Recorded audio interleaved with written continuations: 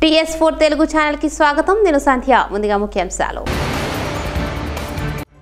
రాహుల్ పై పాకిస్తాన్ ప్రశంసలు తీవ్రంగా మండిపడ్డ ప్రధాని మోదీ.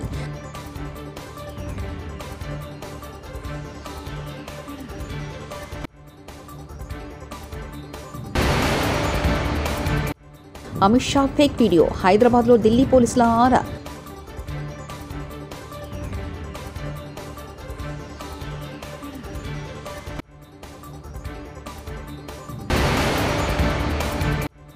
జూలై 14 రేవంత్ రెడ్డికి డెడ్లైన్, ధర్మపురి అరవింద్.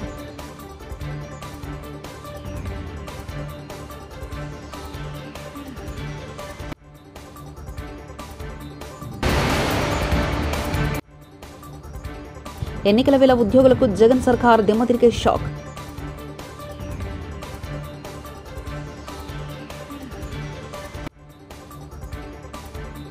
కాంగ్రెస్ అగ్రనేత రాహుల్ గాంధీపై పాకిస్తాన్ మాజీ మంత్రి చౌదరి వాహద్ హుస్సేన్ ప్రశంసలు కురిపించడంపై ప్రధాని నరేంద్ర మోదీ తీవ్రస్థాయిలో విరుచుకుపడ్డారు. కాంగ్రెస్ యువరాజు అయిన రాహుల్ని ప్రధానమంత్రిని చేసేందుకు పాకిస్తాన్ తహతలాడుతున్నట్టు ఘాటు వ్యాఖ్యలు చేశారు. అంతేకాదు కాంగ్రెస్ పార్టీ పాకిస్తాన్ అభిమాని అని, ఇప్పుడు వారి మధ్య బద్దం తేటతెల్లమైందని అన్నారు. గుజరాత్లోని ఆనంద్ ప్రాంతంలో నిర్వహించిన ఎన్నికల ప్రచారంలో భాగంగా మోదీ ఈ వ్యాఖ్యలు చేశారు. కేంద్ర హోంమంత్రి అమిత్ షా వీడియో మార్పింగ్ కేసులో ఢిల్లీ పోలీసులు దర్యాప్తు ముమ్మరం చేశారు. హైదరాబాద్ చేరుకున్న ఢిల్లీ పోలీసులు నిందితుల ఆచూకీ కోసం ఆరా తీస్తున్నారు. ఇప్పటికే ఈ కేసుకు సంబంధించి 5గురిని హైదరాబాద్ CCS పోలీసులు అదుపులో తీసుకొని విచారిస్తున్నారు. వీరిని గచ్చిబౌలి పోలీసులు అదుపులో తీసుకొని CCS పోలీసులకు అప్పగించారు.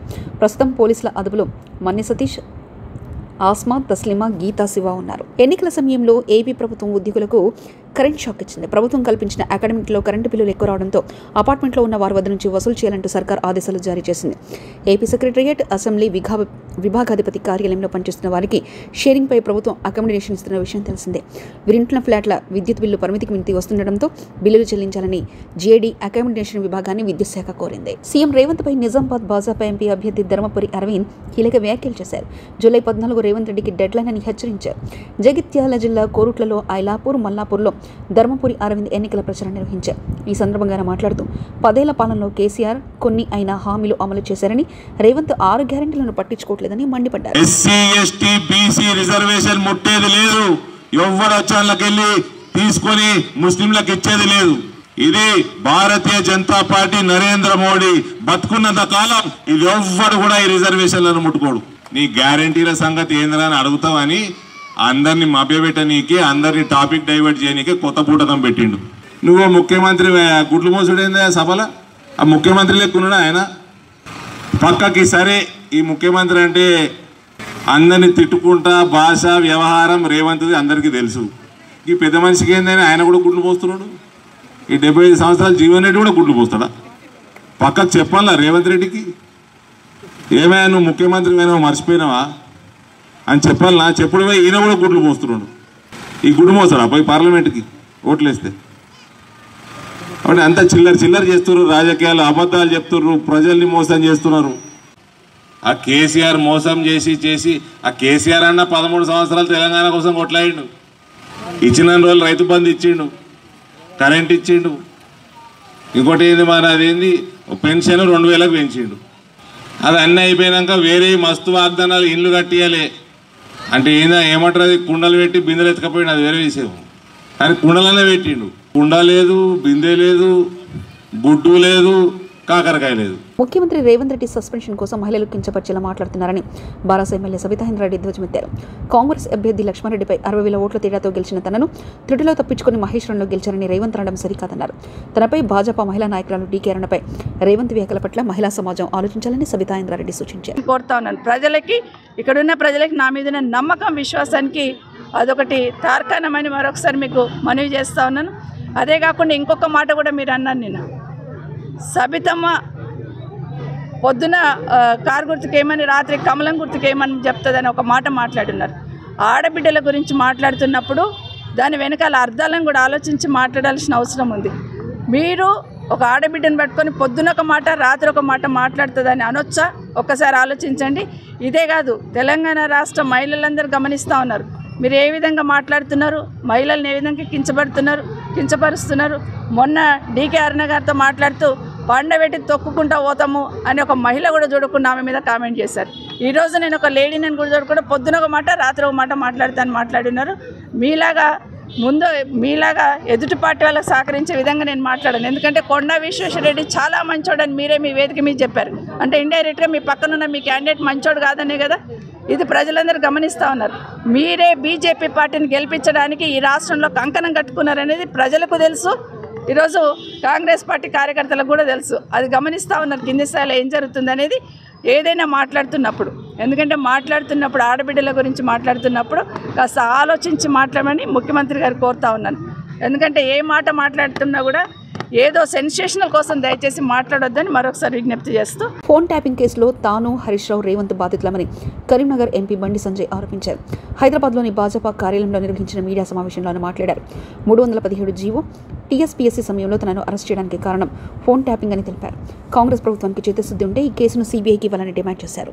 కలిసి గతంలో బీఆర్ఎస్ పార్టీ ఏ విధంగా వివరించిందో అనేక అంశాల మీద కేసీఆర్ గారు ఏ విధంగా వివరించారో అదే పందాను ప్రస్తుతమైన కాంగ్రెస్ పార్టీ ప్రభుత్వం, రాష్ట్ర ముఖ్యమంత్రి గారు కూడా అదే పందాన్ని కొనసాగిస్తున్నారు. కాంగ్రెస్ పార్టీ ప్రభుత్వం కూడా అదే పందాన్ని కొనసాగిస్తున్నది. తెలంగాణ రాష్ట్రంలో పూర్తి వ్యవస్థలను నాశనం చేసినటువంటి, ప్రజాస్వామ్యాన్ని కూని చేసినటువంటి, వ్యక్తిగత స్వేచ్ఛకు భంగం కలిగేలా తయారైనటువంటి ఫోన్ ట్యాపింగ్ కేసు. ఈ ఫోన్ ట్యాపింగ్ కేసు సంబంధించి గతంలో ఏ స్థాయిలో ఈ ఫోన్ ట్యాపింగ్ కేసు సంబంధించి ఆరోపణలు, అరెస్టులు, విచారణలు, రిమాండ్లు ఇవన్నీ జరిగినాయి. అంత తీవ్రమైనటువంటి కేసు కనీసం ఇప్పుడు చర్చలో లేదు. ఎందుకంటే డైవర్ట్ చేసి రెండు పార్టీలు కలిసి కుమ్మక్కై ఇష్యూ డైవర్ట్ చేసి పడేసింది. ఈ కేసును నీరుగార్చే ప్రయత్నం చేసినాయి కూడా. ఈ ఫోన్ ట్యాపింగ్ కేసు సంబంధించి ఇది కరీంనగర్ జిల్లా రాజన్న సిరిసిల్ల జిల్లా సిరిసిల్ల కేంద్రంగా జరిగింది. దీనిలో వాస్తవానికి బీఆర్ఎస్ పార్టీ నాయకులతో పాటు ఆ కేసును నీరుగార్చడానికి, కేసీఆర్ కుటుంబాన్ని కాపాడడం కోసం కాంగ్రెస్ పార్టీకి సంబంధించినటువంటి కరీంనగర్ సంబంధించినటువంటి ఒక మంత్రి హస్తం ఉంది. ఈ మంత్రి కేసీఆర్ కొడుకుతోని లాలుచిపడి చీకటి ఒప్పందాలు కుదుర్చుకొని ఈ కేసును నీరుగార్చడానికి తీవ్ర ప్రయత్నాలు చేస్తూ, వాళ్ళకు సలహాలు సూచనలు ఇస్తూ, వాళ్ళు ఇచ్చే సూచనలు సలహాలు పాటిస్తూ దాని ప్రధాన నిందితులకు వత్తాసు పలికే ప్రయత్నం కరీంనగర్ సంబంధించిన మంత్రి చేస్తున్న విషయం వాస్తవం.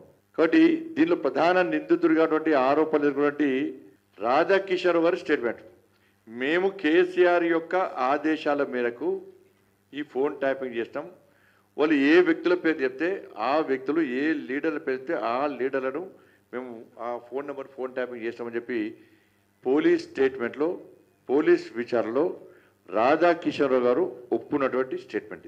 ఇది సర్టిఫికేట్ కాపీ మేమే తీసుకున్నాం. ఇది నేను కూడా బాధితున్నది. అలా ఫోన్ ట్యాపింగ్లో నేను బాధితున్నే, ప్రస్తుతమైనటువంటి రాష్ట్ర ముఖ్యమంత్రి రేవంత్ రెడ్డి గారు కూడా బాధితులే. అందుకే 317 జీవో అప్పుడు కానీ, టీఎస్పీఎస్సీ అప్పుడు కానీ మిమ్మల్ని అరెస్ట్ చేయడం ఇవన్నీ కూడా దానిలో భాగమేది.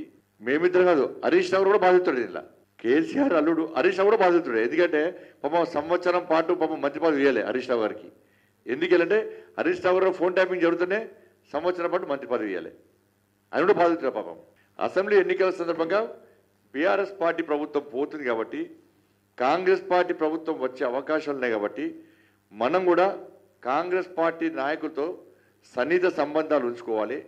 లేకుంటే మనకి ఇబ్బంది వస్తుందని చెప్పి ఓ ప్లాన్ చేసినటువంటి ప్రభాకర్ రావు గారు ఇలా ఎన్నికల సందర్భంగా, అసెంబ్లీ ఎన్నికల సందర్భంగా కరీంనగర్కి వచ్చి కరీంనగర్లో అడ్డబిటాయించి, రాధాకిషన్ రావు గారు కరీంనగర్కి వచ్చి ప్రతిమా హోటల్లో 314 రూమ్ నెంబర్లో ఉండి ఆడ ఏం బిల్లులు చెల్లించకుండా, ఆడ రికార్డులో ఆయన పేరు రాయకుండా చాలా రోజుల పాటు అక్కడ అడ్డబిటాయించి ఇలా ఫోన్ ట్యాపింగ్ చేయడం జరిగింది. ఎందుకంటే ఇవాళ కాంగ్రెస్ పార్టీ మీద అనుమానాలు వస్తున్నాయి. ఇవాళ రాధాకిషన్ రావు గారి స్టేట్మెంట్లో కేసీఆర్ ఆదేశం మేరకే మేము ఈ విధంగా ఫోన్ ట్యాపింగ్ చేస్తామని చెప్పి ప్రధాన నిందితుడు ఆరోపించినప్పుడు మరి రాష్ట్ర ప్రభుత్వము ఈ విషయంలో ఎందుకు క్రిమినల్ చర్యలు చేపట్టలేదు? కనీసం 41A నోటీస్ ఎందుకు ఇస్తలేదు? ఇవాళ ఆరోపణ పక్కగా స్టేట్మెంట్ ఇచ్చి కాడేసారు ఇవాళ మీరు. స్టేట్ పోలీసే ఇలా కేసీఆర్ రాధాకిషన్ రావు గారు అనే స్టేట్మెంట్లో కేసీఆర్ పేరు ప్రస్తావించి బీఆర్ఎస్ మెదక్ అభ్యర్థి వెంకట్రామరెడ్డిపై దుష్ప్రచారం చేస్తే సహించేది లేదు. బీజేపీ మెదక్ అభ్యర్థి రఘునందన్ రావుపై మాజీ మంత్రి సిద్దిపేట ఎమ్మెల్యే హరీష్ రావు తీవ్రస్థాయిలో మండిపడ్డారు. గతంలో బీజేపీ అభ్యర్థి రఘునందన్ రావు దుబ్బాక అసెంబ్లీ ఎన్నికల్లో ఫేక్ న్యూస్ ప్రచారం చేశారని ఆరోపించారు. బుధవారం సిద్దిపేట జిల్లా కేంద్రంలోని 35-36 వార్డులలో ఇంటింటికి ఎన్నికల ప్రచారంలో హరీష్ రావు, బీఆర్ఎస్ ఎంపీ అభ్యర్థి వెంకటరెడ్డి పాల్గొన్నారు. అంటే ఏదైనా నిజాలు చెప్తే, వాస్తవాలు చెప్తే, వాస్తవాల ఆధారంగా ప్రజలు నిర్ణయం తీసుకుంటారు.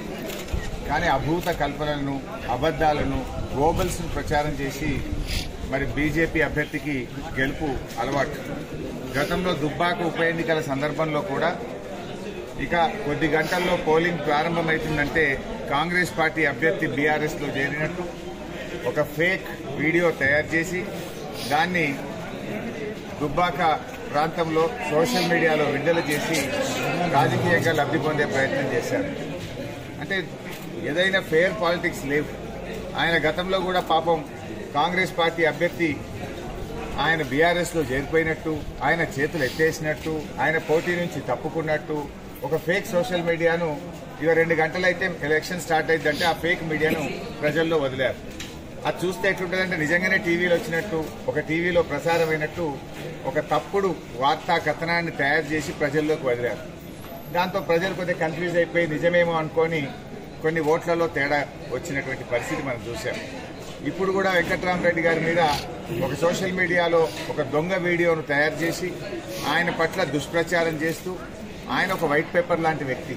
ఇన్నేళ్లు ఆయన ఐఏఎస్ ఆఫీసర్గా, కలెక్టర్గా పనిచేస్తే మచ్చ లేకుండా ప్రజల కోసం పనిచేసి ఎంతో మంచి పేరు తెచ్చుకున్నటువంటి వ్యక్తి వెంకట్రామరెడ్డి గారు. ఆయనను ఒక తప్పుడుగా చూపించి ఒక తప్పుడు విషయాలను సోషల్ మీడియాలో ప్రచారం చేస్తూ రాజకీయంగా లబ్ధి పొందాలని చూస్తున్నారు. వాస్తవాలు మాట్లాడండి. మీరేం చేశారో చెప్పండి, ప్రజలకు ఏం చేస్తారో చెప్పండి. వెంకట్రామరెడ్డి గారు ఉన్నత అధికారిగా, విద్యావంతుడిగా ప్రజలకు సేవ చేయాలని కేసీఆర్ గారి కోరిక మేరకు ఆయన ఎన్నికల్లో పోటీ చేస్తా ఉన్నారు. అందరిలాగా డబ్బులు సంపాదించుకో. జనసేన పార్టీ అధినేత పవన్ కళ్యాణ్ ఈరోజు అనకాపల్లి మండలం అచ్యుతాపురం ప్రచారంలో భాగంగా బహిరంగ సభలో మాట్లాడుతూ స్థానిక వైసీపీ అభ్యర్థి ఉప్పలపాటి రమణమూర్తిరాజు కన్నబాబుపై ఘాటున విమర్శలు చేశారు. జనసేన పార్టీ గాజు గ్లాసు గుర్తుపై పోటీ చేస్తున్న సుందరపు విజయ్ కుమార్ని ఎంపీగా పోటీ చేస్తున్న సీఎం రమేష్ను గెలిపించాలని కోరారు.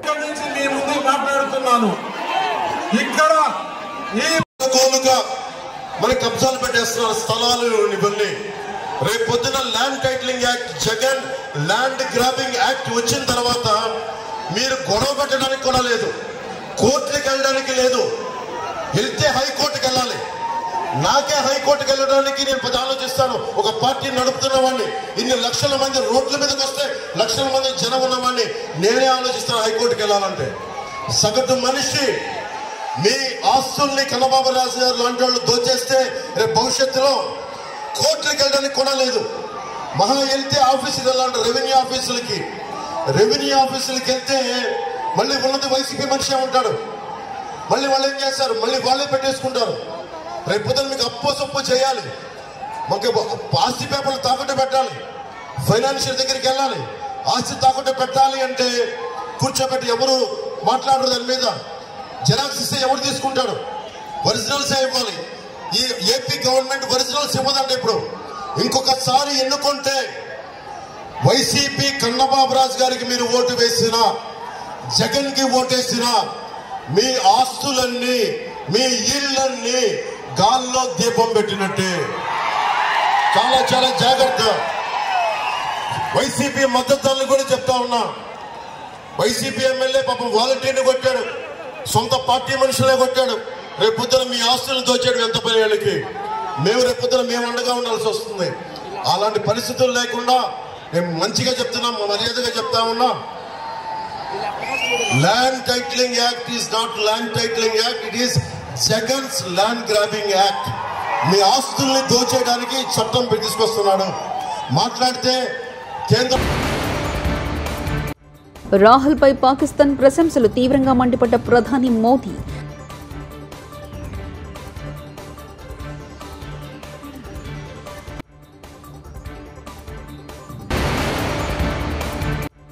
అమిత్ షా ఫేక్ వీడియో, హైదరాబాద్లో ఢిల్లీ పోలీసుల ఆరా.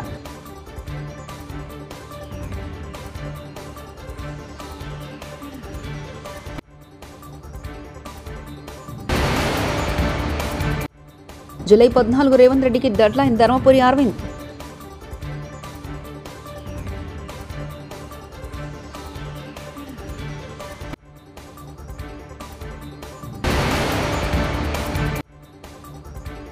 ఎన్నికల వేళ ఉద్యోగులకు జగన్ సర్కార్ దిమ్మతిరిగే షాక్.